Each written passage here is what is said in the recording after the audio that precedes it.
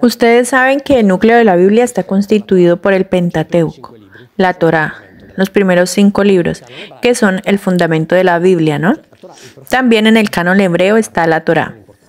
La Torá, es decir, Génesis, Éxodo, Levítico, Números y Deuteronomio, es por tradición atribuida a Moisés. Tengo aquí el correo de respuesta del profesor Robert Wesley, que era el presidente de la Eluch University de Los Ángeles, a quien yo hice unas preguntas sobre Abraham, a lo que los rabinos americanos responden bastante. Y él dice que entre ellos, entre sus estudiosos, no todos aceptan que Moisés haya sido histórico. Solo la mayor parte de sus biblistas modernos piensan que Abraham jamás existió. Como en nuestras Biblias está escrito que existió, hagamos de cuenta que sí existió. Pero seamos conscientes del hecho de que tenemos que hacer de cuenta que. Entonces hagamos de cuenta que Moisés sí existió. La tradición atribuyó a Moisés los 5 primeros libros de la Biblia. El Deuteronomio, que es el último de estos 5 libros, saben todos, e incluso lo escribe, como podemos ver, el estudio del profesor Garpini de la Universidad de la Sabiduría de Roma, docente de filología semítica, etc., que la obra fue constituida bajo el rey Josías, alrededor del año 600 a.C. Aquí estamos en la Biblia de Jerusalén. Fue constituida bajo el rey Josías para servir a su diseño de reforma. Es decir, este rey quería hacer sus reformas e hizo escribir este libro. Pero la cosa interesante es que él hizo encontrar este libro en el templo. Y hacerlo encontrar en el templo le dio una autoridad que no hubiera tenido si hubiera sido considerado como una obra contemporánea. Es decir, este libro que la tradición, como decía antes, no hay nada más inatendible que la tradición. Este libro, que la tradición atribuye a Moisés, fue escrito 600 años después de Moisés. Y engaño de engaños. Lo han hecho encontrar en el templo para decir, hemos encontrado este libro que ha escrito Moisés, porque de otra manera la gente no lo hubiera creído. Y está escrito aquí, Biblia de Jerusalén. No lo dice Mauro Bilino. La composición de este recuento fue atribuido a Moisés, al principio de nuestra era. Jesucristo y sus apóstoles se conformaron con esta opinión. Es decir, el Hijo de Dios se conformó con esta opinión.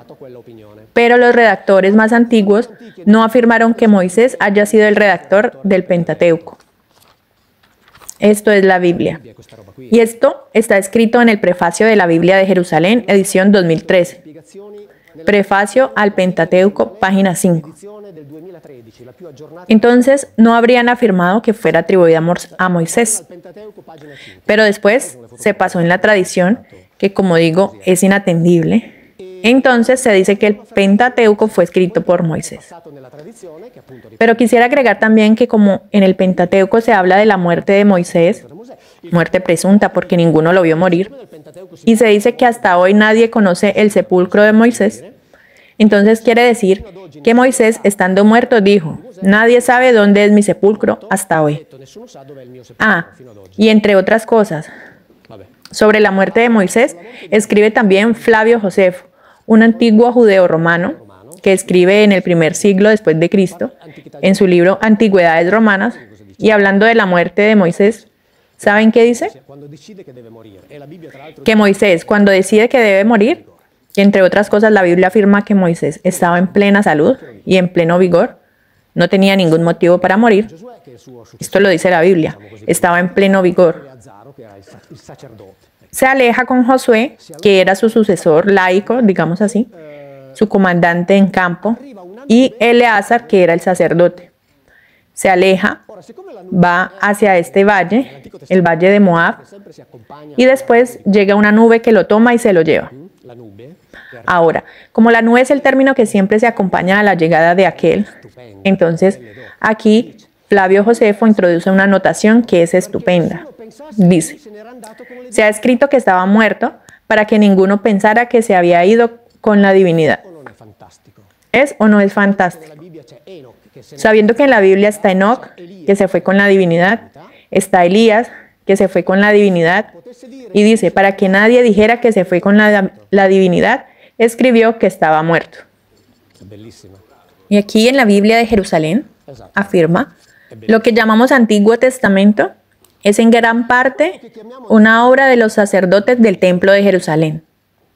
El Antiguo Testamento es entonces el fruto de la reflexión sacerdotal producida a lo largo de algunos siglos en la ciudad de Jerusalén. Entonces, quien tenía en manos el poder o quienes querían hablar de Dios, escribieron este libro. Los que querían hablar de Dios. Y hasta aquí ya leímos cómo es que lo hicieron volver un libro sagrado.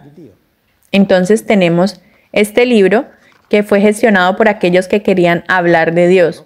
Y les dije antes, de la creación del hombre, que nosotros estamos al interno de un, digamos, diseño de salvación. En el sentido que nosotros nacemos manchados de un pecado original que en la Biblia no está. Necesitamos mediadores, que por ejemplo, el primer mediador fue Jesucristo, con su presunta muerte en la cruz. Habría liberado al hombre de la mancha, que no existe. Y después debemos atravesar por medio de mediadores para reconciliarnos con este Dios inventado por la teología cristiana. ¿Y cuál es la supuesta mancha? Es el pecado original, supuestamente cometido por Adán y Eva. Eva primero y Adán después. Y se dice, Adán y Eva fueron castigados. Y este castigo penaliza a toda la humanidad. Biblia de Jerusalén. La sacada de Adán y Eva del Edén, que si después tenemos tiempo lo hablamos, no se trata del castigo de un hombre por una culpa ya cometida. Es una medida preventiva, lo cual es exactamente lo que está escrito en la Biblia y que es diferente de lo que se ha inventado la teología. ¿Por qué los Elohim sacan a Adán y Eva? Para que no tengan acceso a las prácticas del árbol de la vida.